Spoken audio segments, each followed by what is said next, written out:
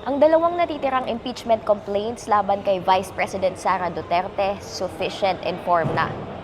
So ayun na nga, simula sa 4 na impeachment complaints, 2 na lamang ang pinag-uusapan ng House Committee on Justice. Anyari?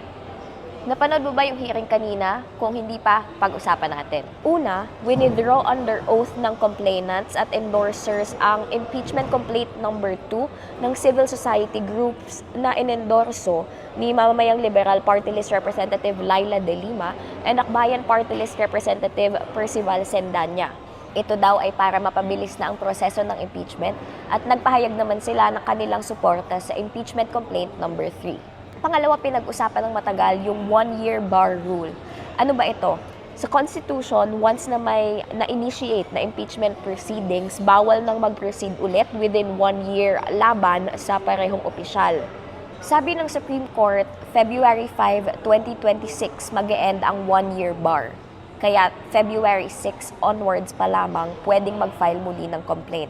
Yung complaint number 1, filed siya noong February 2. Maging ang complaint 2 na withdraw ay final noong February 2.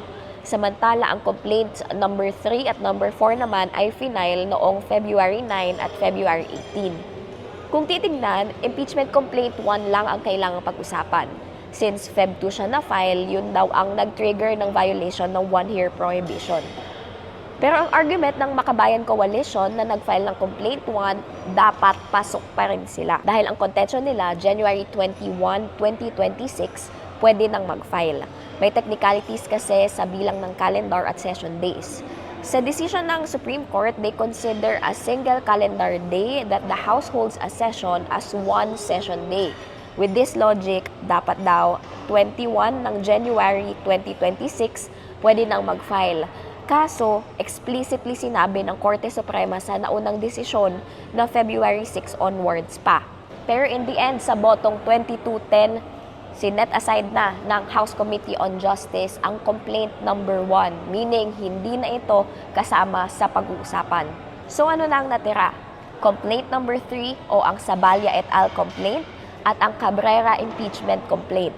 At ngayon, pareho na itong sufficient in form, meaning maayos ang pagkaka-file at kumpleto ang requirements. Sunod namang titignan kung sufficient in substance ang mga ito. Bukas, mas mabigat ang pag-uusapan. Titignan kung may sapat nga ba itong laman para umusad. Tumutok lamang at abangan yan dito sa Inquirer.net.